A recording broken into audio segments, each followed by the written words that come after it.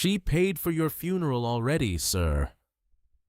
The boy said it standing in the doorway of room 114 at Mercy General Hospital, one hand gripping the doorframe, the other pressed flat against his thigh. He was 9 years old, small for his age, dark brown skin, close-cropped hair that needed cutting, wearing a gray school sweatshirt with a paint stain near the left shoulder that had survived 3 washes because Jerome had stopped trying after the third.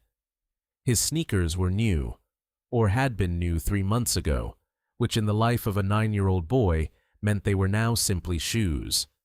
He had a backpack on, both straps fastened, the way his father had taught him to wear it. "You wear both straps," his father had said, "or you're just carrying the thing. The point is to have your hands free." The man in the hospital bed looked up from the window he had been staring at. His name was Calvin Deere. He was 38 years old, though the last 6 weeks had done something to his face that made 38 look like a suggestion rather than a fact. His right leg was elevated in a traction apparatus, the result of a fall from scaffolding at the Mill Haven construction site on the 14th of September. A fall that had broken his fibula in 2 places, torn a ligament in his knee, and kept him in this room with its particular smell of antiseptic and recycled air, while the world outside the window went from late summer to the beginning of something colder. Calvin Deere was Jerome's father, and the woman Jerome had spoken of, the one who had paid, was Darnell, Calvin's wife of 4 years and Jerome's stepmother of 3, who visited the hospital every second day with a clean change of clothes and a container of food from the diner 2 blocks from their apartment, and who had sat beside Calvin's bed last Tuesday and held his hand and said, with the particular softness she used when she wanted something to sound like comfort, that everything was being taken care of, that Jerome was fine, that the insurance paperwork was moving, that he should rest and not worry. Calvin looked at his son in the doorway and felt the cold arrive somewhere in the middle of his chest. "Come in," he said. "Close the door." Jerome came in. He closed the door. He did not sit down. He stood at the foot of the bed with both straps of his backpack still fastened, and his expression doing the thing it did when he had decided something. A slight forward set of his jaw, his eyes very still, very focused, the expression Calvin had first seen on his son's face at age 5, when Jerome had decided, for reasons he never fully explained, that he was going to learn to read the newspaper. Not children's books. The newspaper. He had done it too, 1 word at a time, with a dictionary that had once belonged to Calvin's own father, and which now lived in Jerome's backpack, because Jerome had claimed it somewhere around age 7, and Calvin had not had the heart to reclaim it. "How long have you been standing there?" Calvin asked. "A few minutes. I wanted to make sure I was going to say it right." "Say what right?" Jerome reached into the front pocket of his backpack and pulled out something small and folded. He unfolded it carefully, the way you unfold something you have folded and unfolded many times, and held it out across the foot of the bed. It was a receipt from Alderman and Sons Funeral Home on Prospect Street, dated 3 weeks ago. The name at the top of the receipt was Calvin Jerome Deere.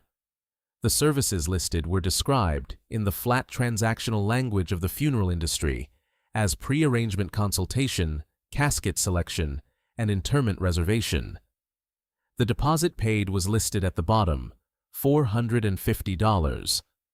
The name of the person who had paid it was listed beside the payment line, the way funeral homes list it when the arrangement is made by someone other than the deceased.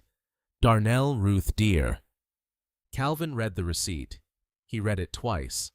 Then he lowered it to the bed and looked at his son. "Where did you get this?" "Her coat pocket," Jerome said. "I wasn't looking for it. She left her coat on the kitchen chair when she came home last Tuesday. I was looking for the TV remote because she puts it in coat pockets sometimes. I found this instead." "Did she see you find it?" "No. I put it back. Then I went to my room and wrote down everything that was on it in my notebook so I would have it even if the paper was gone later. Then I waited. He paused. I waited 3 days before I came here. I wanted to think about it first. Calvin looked at his 9-year-old son, who had found a receipt for his father's funeral in a coat pocket and had spent 3 days thinking carefully about what to do with it before doing anything at all. "What did you think about?" Calvin said. "Whether I was reading it wrong," Jerome said. "Whether there was a reason someone would pay for that, and it wasn't what it looked like. I read it a lot of times. I tried to think of other reasons." He looked at his father with the steady eyes of someone who had done the thinking and arrived at the end of it. "I couldn't think of any other reasons." Calvin reached up and pressed one hand over his eyes. He stayed like that for a long moment. Jerome did not fill the silence. He stood at the foot of the bed with both backpack straps fastened and waited, because that was what the people he respected did. They waited for the right moment to speak instead of filling every quiet space with noise. What Jerome did not tell his father that afternoon, not because he was hiding it, but because he was still working out how to say it, was the rest of what he knew. The receipt had been the beginning, not the end. In the 3 days between finding it and coming to the hospital, Jerome had done several things in the careful sequential way that his 4th-grade teacher, Ms. Ibarra, had taught him to approach a problem. Ms. Ibarra had a poster on her classroom wall that said, "What do you know? What don't you know? What can you find out?" Jerome had applied this to the receipt the way he applied it to math problems, which was to say, seriously and without skipping steps. What he knew. Darnell had paid a deposit on his father's funeral 3 weeks ago, while his father was still alive and recovering in a hospital room. What he didn't know. Why? Or what she was planning. Or whether she had done something to cause the accident in the first place, or whether she was simply preparing for a death she expected from the injuries, or whether it was something else entirely, something he did not yet have words for. What he could find out, he wasn't sure.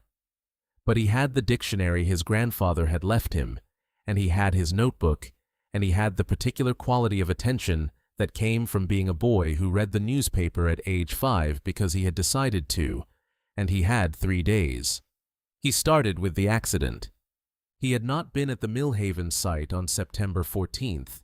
He had been at school.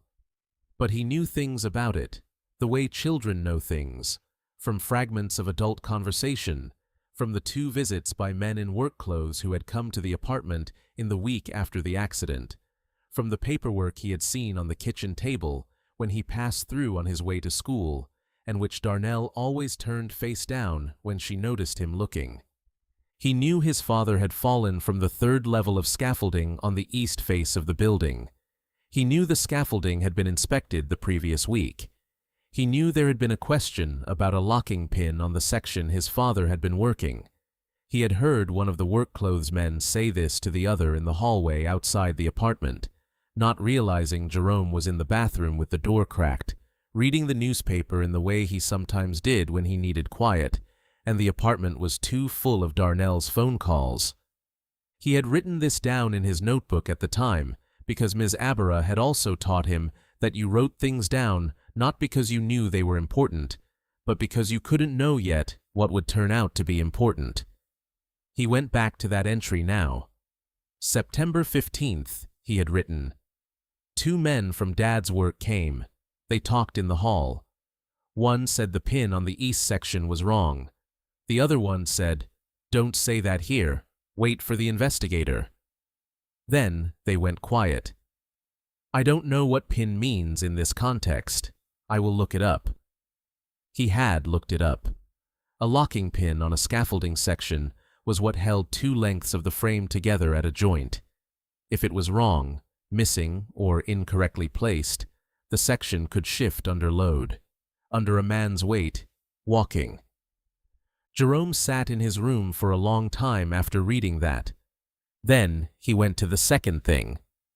The insurance paperwork he had seen on the kitchen table and which Darnell always turned face down.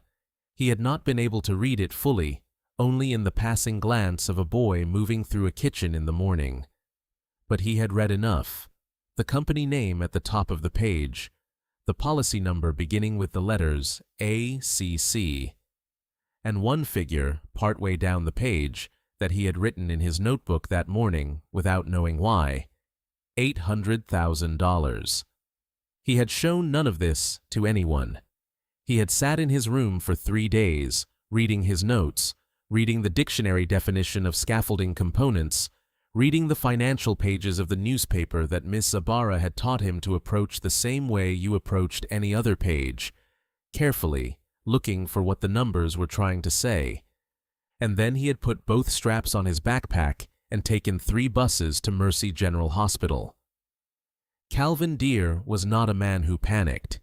He had grown up in circumstances that had taught him, early and without gentleness, that panic was a luxury that cost more than it provided. He had worked construction for 14 years, which was a profession that daily presented you with situations where the wrong response to a bad moment was more dangerous than the moment itself. He was, his foreman had once said, the kind of man who got quieter when things got loud. He got very quiet now. He looked at the receipt his son had placed at the foot of his hospital bed. He looked at his son, who was standing with both backpack straps fastened and his jaw set and his eyes steady, waiting. He thought about Darnell, about the food containers she brought, about the hand she held, about the softness she used when she said everything is being taken care of, about the particular quality of her visiting schedule. Every second day, not every day, as if she had things to do on the alternate days that required her presence elsewhere. He thought about the accident. He had gone over it in his mind many times in the 6 weeks since it happened. He had gone over it at night when the hospital was quiet, and the only sound was the soft mechanical pulse of the monitoring equipment in the hallway. He had gone over the moment his weight had shifted onto the east section of the 3rd level, the instant before the lurch, the fraction of a second in which he had understood that something beneath him was not where it was supposed to be. He had gone over it and arrived each time at the same place. The section should not have moved. He had worked that scaffolding for 3 days. It had been solid. And then it had not been solid, and he had had exactly long enough to throw his weight sideways before falling, which was why he was in a hospital bed with a broken leg instead of somewhere considerably more final. He had reported this to the insurance investigator who visited on his 3rd day in the hospital. He had told her about the locking pin, about the feeling of the section shifting, about the fact that he had checked that joint himself the morning of the accident because he always checked his joints. She had written it down. She had told him the investigation was ongoing. She had not come back. He had assumed the investigation was moving slowly the way investigations moved slowly. He had not assumed it was not moving at all. "Jerome," Calvin said. "Yes, sir." "The notebook you mentioned, where is it?" Jerome unzipped the front pocket of his backpack without hesitation and placed the notebook on the bed beside the receipt. It was a black composition notebook, soft cover, well used. On the front, in Jerome's careful printing, "Things to remember." Calvin opened it. The first entry was dated 2 years ago, a list of spelling words Jerome had been struggling with, each one used in a sentence. He turned pages. A record of the scores of a basketball game they had watched together. The dictionary definition of trajectory, written out in full in Jerome's hand. A description of a storm that had knocked out the power for 6 hours and which Jerome had apparently decided was worth documenting. And then, beginning in September, something different, something more deliberate. Calvin read every entry from September 14th forward. He read slowly and completely, the way he approached anything that mattered. He read about the 2 men in the hallway and the locking pin and the instruction not to say it here.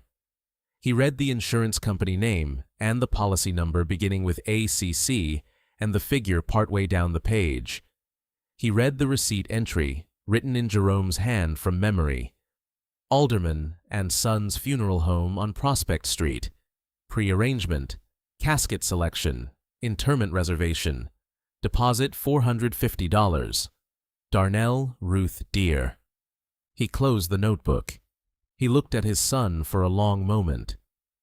"You wrote all of this down," Calvin said. "Ms. Zabara says you write things down so you know what you actually saw, not what you think you saw later." "Ms. Ibarra is right." Calvin paused. "Jerome, you said you thought about this for 3 days before you came." "Yes, sir." "What were you most afraid of?" Jerome considered the question the way he considered all questions, seriously, without rushing it. "I was afraid you wouldn't believe me," he said. "And I was afraid you would believe me, and it would hurt you, and I would have been the one who hurt you." He paused. "But then I thought that the thing that would hurt you more was if I didn't say it, and something happened anyway. So I came." Calvin Deere looked at his 9-year-old son and felt something move behind his eyes that he was not going to let become anything visible, because Jerome was watching him, and Jerome needed him to be the kind of man he had always tried to be in front of his son. "You did the right thing," Calvin said. "You did exactly the right thing." He reached for the call button beside his bed. "I need to make some calls. I need you to stay here with me while I make them. Can you do that?" "Yes, sir," Jerome said. He pulled the visitor's chair close to the bed and sat down and unzipped his backpack and took out the dictionary, because if there was going to be waiting, he was going to use it for something, and opened it to a page near the middle. Calvin watched him for a moment. Then he pressed the call button. The first call Calvin made was to his union representative, a man named Desmond Okafor, who had been with the construction workers local for 22 years, and who had, in those 22 years, developed a particular sensitivity to the sound of a member's voice when what was happening to them was not an accident. Desmond answered on the second ring. Calvin told him about the locking pin. He told him about the 2 men in the hallway who had told each other not to say it here. He told him about the insurance investigator who had not come back. He told him about a receipt from Alderman and Sons Funeral Home with his name on it and his wife's signature. There was a silence on Desmond's end that lasted several seconds. "Calvin," Desmond said, "the insurance investigator who visited you. Do you remember her name?" "Hartley. First name, I think Patricia." Another pause. "Patricia Hartley was removed from the Millhaven case 6 weeks ago, 3 weeks after your accident. The case was reassigned." Calvin felt the cold in his chest intensify. "Reassigned to who?" "That's what I'm going to find out." Desmond's voice had taken on the particular flatness it took when he was moving from conversation into action. "Calvin, I need you to not speak to anyone else about this until I call you back. Not the hospital staff, not anyone from the company, not Darnell." Calvin looked at Jerome, who had looked up from the dictionary at the sound of Darnell's name and was watching his father with the quiet attention he brought to important things. "Understood," Calvin said. "Desmond, there's a notebook. My son kept a notebook." A pause. "How old is your son?" 9. Another pause, this one different in quality. "Is he there with you?" "Yes." "Tell him I said thank you." A beat. "I mean that, Calvin. Tell him." Calvin ended the call. He looked at Jerome. "Desmond says thank you." Jerome nodded and went back to the dictionary. He was looking up something. Calvin could see him running his finger down a column of words. After a moment, Jerome said, without looking up, "What does subordination mean?" Calvin blinked. "Where did you read that word?" "The newspaper, 3 weeks ago, in the financial section.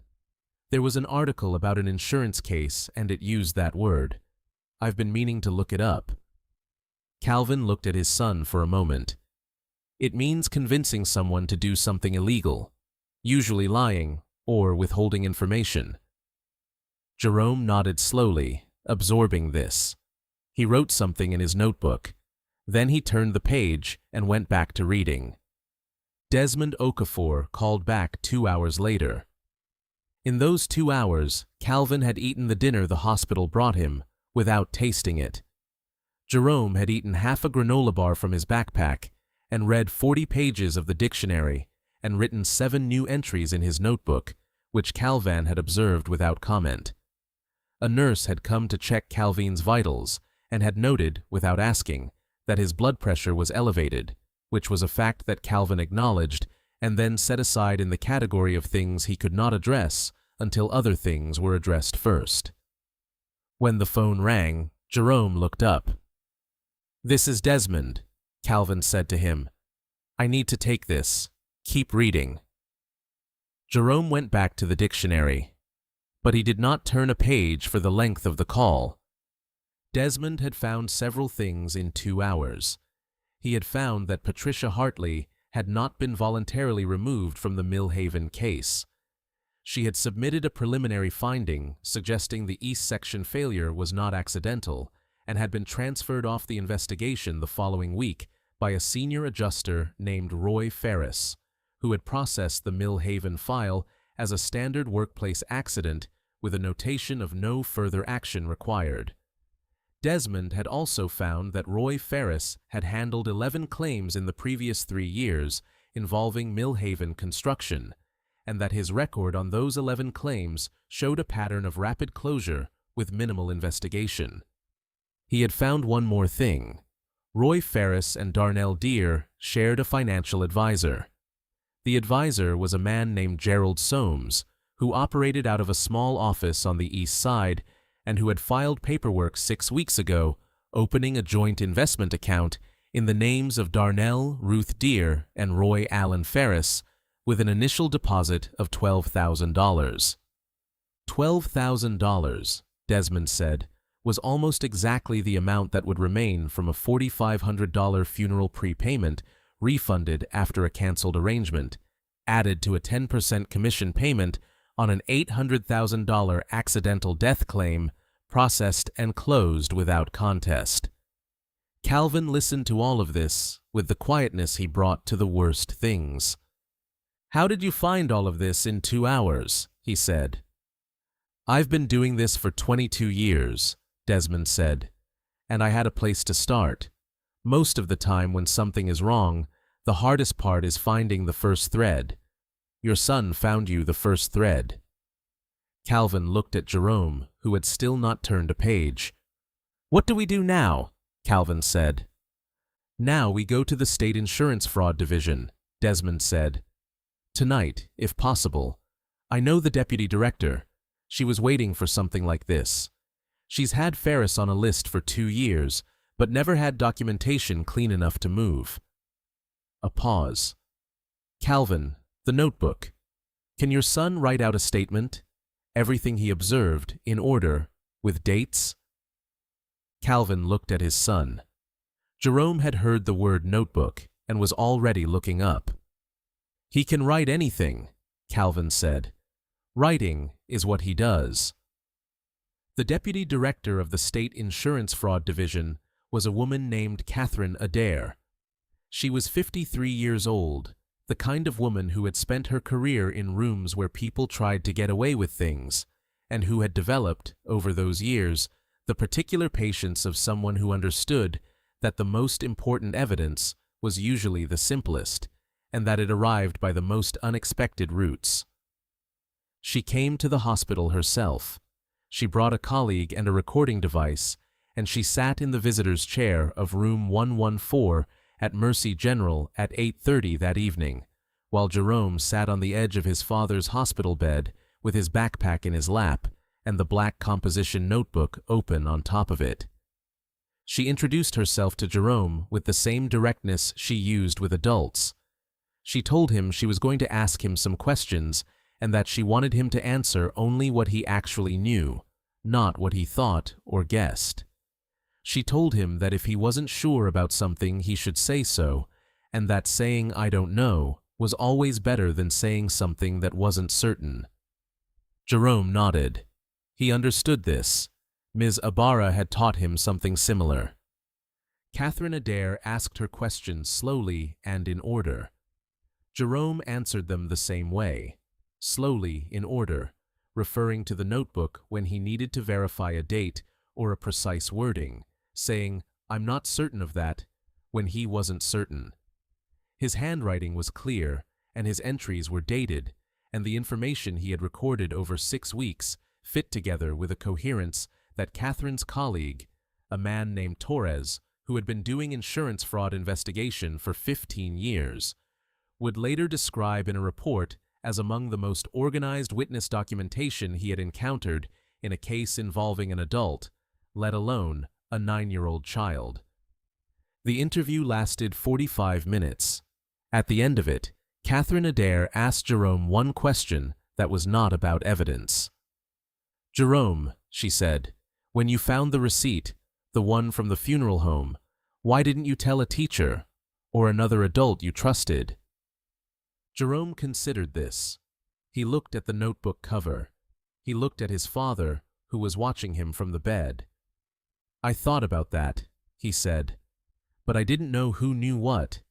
I didn't know who Darnell had talked to, and I didn't want to tell the wrong person." He paused. "My dad taught me something. He said the most important thing on any job is knowing who's load-bearing and who isn't. He meant in construction. But I think it also means people." He looked at Catherine Adair. "You seem load-bearing," he said. Catherine Adair looked at him for a long moment.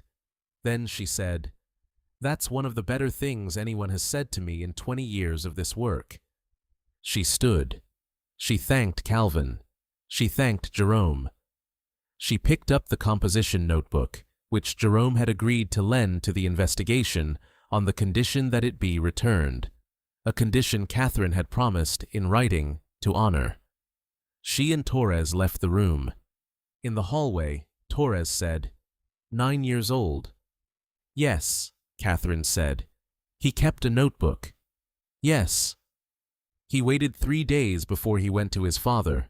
He wanted to be sure." Catherine looked at the notebook in her hands. "His teacher told him to write things down," she said. "His father taught him to know who's load-bearing." She paused. "Some children are raised well." Torres was quiet for a moment. "What are we looking at? Timeline?" "Ferris will be interviewed tomorrow morning. The joint account is documented. Hartley's preliminary finding is in the archive.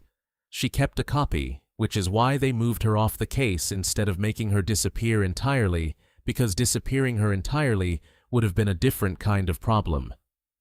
Catherine paused. "The funeral home receipt is the piece that makes it. Without that, we have a suspicious pattern. With that, we have intent documented before the event was supposed to occur." "Before the event," Torres said. "You mean before Calvin Deere was supposed to die?" "Yes," Catherine said. "That's what I mean." Roy Ferris was interviewed the following morning. He retained a lawyer within the first 10 minutes and said nothing further. His lawyer, to his credit, advised him quickly and correctly that the documentation against him was comprehensive and that the trajectory of the situation did not improve with time, and Roy Ferris, who was 51 years old and had spent 20 years doing the wrong thing carefully, made the calculation that a man makes when he understands that careful has finally run out. He cooperated. He named Darnell. Darnell was interviewed that same afternoon at the apartment on Morrow Street. She arrived with a lawyer too, a different one she had apparently already retained, which was a fact that Catherine Adair noted without visible reaction. The interview was conducted at the apartment rather than at an office, because Catherine had a reason for wanting to see the space, which was that the locking pin from the east section of Millhaven. Scaffolding had not been found at the site, and she had a theory about where it was. The theory was correct. It was in a shoebox on the top shelf of the bedroom closet, wrapped in a cotton cloth that still carried traces of the construction site's particular dust. Darnell's lawyer advised her not to speak. Darnell looked at the shoebox and understood that advice had arrived too late to be of full use. She was charged that evening. The charges were conspiracy to commit insurance fraud, evidence tampering, and criminal solicitation.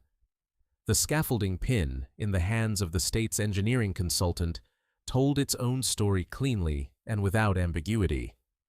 It had been incorrectly seated, not by accident, not by negligence, but in the specific and deliberate way of someone who had studied how it was supposed to be seated and had chosen a different configuration.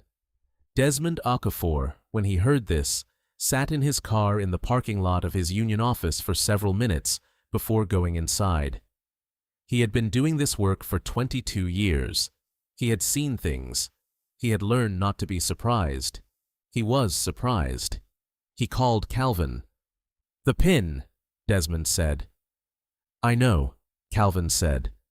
There was a silence between them. "Calvin," Desmond said, "I need to ask you something, and I need you to answer me honestly." "Go ahead." "That morning, September 14th, before you went up, did you check the east section joint?" "Yes." "And?" "It was solid. I checked it because I always check it. I moved on." A pause. "Which means it was changed after I checked it, between my check and when I went up the second time. Which means someone was on that scaffolding after you checked it and before you went back up." "Yes." Another silence. "All right," Desmond said. "I'm glad you're still here to tell me that." "So am I," Calvin said. "So is my son." Calvin Deere was discharged from Mercy General Hospital 40 days after Jerome's visit. He walked out on a crutch, his right leg still in a brace that the doctor said would come off in 6 weeks, into an October morning that was gray and cold, and which he found, nonetheless, the most satisfying morning he could remember in recent time. Jerome was there. He was standing outside the hospital entrance with both backpack straps fastened and a slightly too large gray winter coat that was new. Desmond Okafor's wife had taken Jerome shopping 2 weeks ago, a fact that Desmond had mentioned once, and then not again. Jerome was holding a cup of coffee from the hospital cafeteria, which he handed to his father as Calvin came through the automatic doors. "You brought coffee," Calvin said. "You always have coffee in the morning," Jerome said. "I thought today should be normal." Calvin took the coffee. He stood on the sidewalk outside Mercy General and drank it slowly. The morning was cold, but not yet the deep cold of true winter, that particular pause between autumn and the real thing, when the air had the quality of a held breath. Jerome stood beside him, his own hands in his coat pockets, looking at the street. "What happens now?" Jerome said. "We go home," Calvin said. "Home where?" It was a fair question. The apartment on Morrow Street was no longer a simple word. Calvin had thought about this in the hospital over the past weeks, in the quiet way he thought about things he could not yet act on. He had thought about what home meant when the place you had called home had been the location of a plan against your life, and about what you did with a space after the space had been revealed as something other than what you believed it was. "Desmond's found a place," Calvin said. "Short term until we figure out the longer term.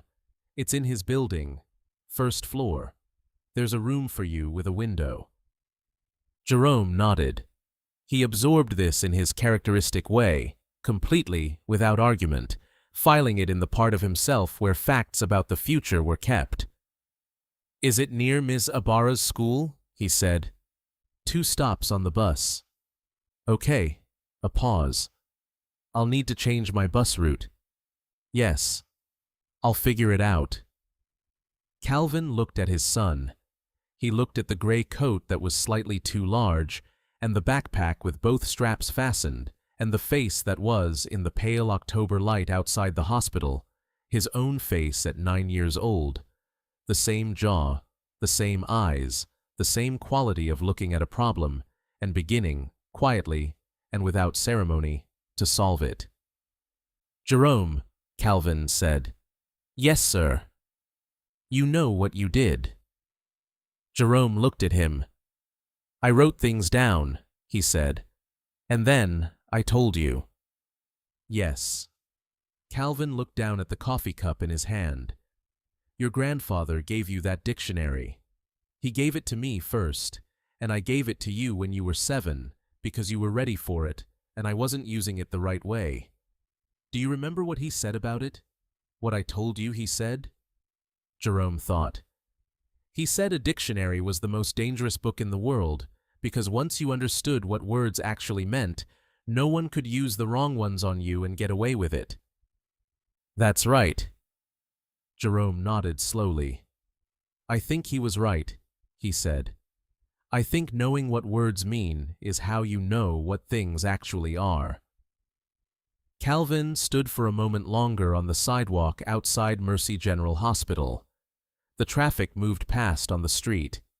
A woman walked by with a stroller, talking to someone on her phone. A delivery truck idled at the corner. The city continued its ordinary business in the ordinary way of cities, indifferent to the particular morning this was for the two people standing in front of it. Then Calvin put his free hand on his son's shoulder, and Jerome didn't move away from it, and they walked together to where Desmond was waiting in the car at the curb. The trial, when it came, moved more quickly than such things usually moved. The documentation was clean. Roy Ferris's cooperation had filled in the operational details that the physical evidence alone could not have provided. The engineering consultant's report on the locking pin was unambiguous. Patricia Hartley, the original investigator who had been moved off the Millhaven case, testified for 3 hours about what she had found and what had been done with her findings, and her testimony had the particular quality of testimony that has been waiting to be given for a long time, and arrives with all the accumulated weight of that waiting. Jerome was not called to testify. Catherine Adair had made this decision early and deliberately. The documentation he had provided, entered through Calvin's testimony and Desmond's, was sufficient, and Catherine had no intention of putting a 9-year-old boy in a courtroom if it could be avoided. The composition notebook was entered into evidence and returned to Jerome within 3 months of the trial's conclusion, as Catherine had promised in writing. Jerome read the returned notebook carefully when he got it back. He read every entry from September 14th forward with the attention of someone reviewing work they had done some time ago and checking it against what they now knew. He did not find errors. He found, in a few places, entries that had turned out to be more important than he had understood when he wrote them, and he annotated those entries in the margin with a small asterisk and a brief note explaining what he had learned since. Ms. Ibarra, when Jerome told her about the asterisks, said that was exactly what historians did. She said primary sources were only half the story. The annotation was where the understanding lived. Jerome wrote this down. Calvin Deere returned to work the following spring, when the brace came off and the physical therapy was finished, and the doctor had cleared him for moderate load work. He returned to a different site, not Millhaven, which was under separate investigation by the State Labor Board, but a hospital renovation project in the north of the city, where his foreman was a man he had known for 12 years, and the scaffolding was checked twice daily by 2 different people as a matter of company policy. His first morning back, before he went up, he checked every joint on the section he was assigned to work. He checked each one by hand, the way he always had, the way he had on the morning of September 14th. It took him 4 minutes longer than the minimum required check. No one said anything about the 4 minutes. Desmond Okafor stopped by the site at lunch. He brought 2 coffees from the truck on the corner and sat on the back of his car while Calvin sat on the site steps, and they drank them together in the way of 2 men who did not need to fill silence. "How's Jerome?" Desmond asked. Reading, Calvin said. Always reading. He's on the financial pages now. He says he wants to understand how money moves, so no one can move it past him without him seeing. Desmond was quiet for a moment. He's 9. 10 now. His birthday was last month. Desmond looked at his coffee. I've been doing this work for 22 years, he said. I want to tell you something, and I want you to hear it properly. Go ahead. I have never in 22 years had a case turn the way this one turned because of one piece of paper found by a child in a coat pocket. I've had informants with resources. I've had whistleblowers with access. I've had investigators with 20 years of experience. He paused. I have never had a 9-year-old boy with a composition notebook and a dictionary and 3 days of thinking. He looked at Calvin. What you did for that child, the reading, the writing, the pay attention, that's what broke this open. Whatever you taught him right. Calvin looked at the site behind him. The scaffolding was going up on the east face, the same general configuration. He watched the workers moving on it and thought about what the word trust meant in the context of a surface you stood on 30 feet above the ground. He taught himself most of it, Calvin said. I just made sure there was a dictionary.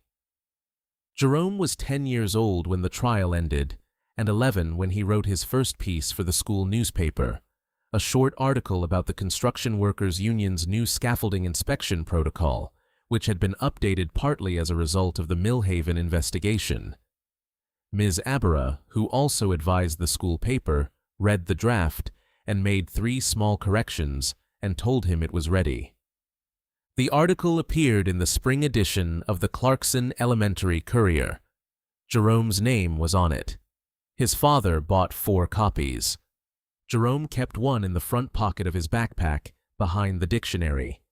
He kept the others in a drawer in his room, in the apartment they had moved into the previous winter, a proper apartment this time, first floor, as Desmond had said, with a room for Jerome that had a window facing the street, and from which, on clear mornings, he could see the bus stop where he caught the number 7 to school. He still kept the composition notebook. He had started a 3rd one by the time the article appeared. The cover of each one said the same thing, in the same careful printing, things to remember. He did not throw the old ones away. He kept them on a shelf in order, the first one going back to age 7, spelling words and basketball scores, and the definition of trajectory. The second one beginning with September 14th, and the 2 men in the hallway, and a word he had needed to look up. The third one already filling with new entries, new dates, new things he had noticed about the world, and decided were worth keeping. His father looked at the shelf once, when he came into Jerome's room to say good night, and stood in the doorway for a moment with his hand on the frame. "You're going to fill a lot of those," Calvin said. "I know," Jerome said. "What are you going to do with them?" Jerome looked at the shelf. He thought about Ms. Abara's poster. "What do you know? What don't you know? What can you find out?" "I'm going to keep filling them," he said, "until I know what they're for." Calvin nodded. He understood this. It was the way most important things worked. You did the thing faithfully for a long time before the purpose of it became visible. The purpose was not what made it worth doing. The doing was what made it worth doing. He turned off the light. Jerome lay in the dark and listened to the sound of the city outside his window. The bus stop, the distant traffic, the particular nighttime hum of a place where people were living their lives in all the ordinary and extraordinary ways that people lived them. And he thought about a coat pocket on a kitchen chair and a receipt folded inside it, and about the 3 days he had sat with what he knew and didn't know and could find out, and about his father's voice on the phone to Desmond saying, "Writing is what he does." He thought, "The world gives you things to notice." He thought, "The point of noticing is not to keep it to yourself." He reached for the notebook on the nightstand. He wrote one line in the dark, by feel, in the careful printing he had been using since age 5. You write things down so that the truth has somewhere to live. Then he closed the notebook and slept.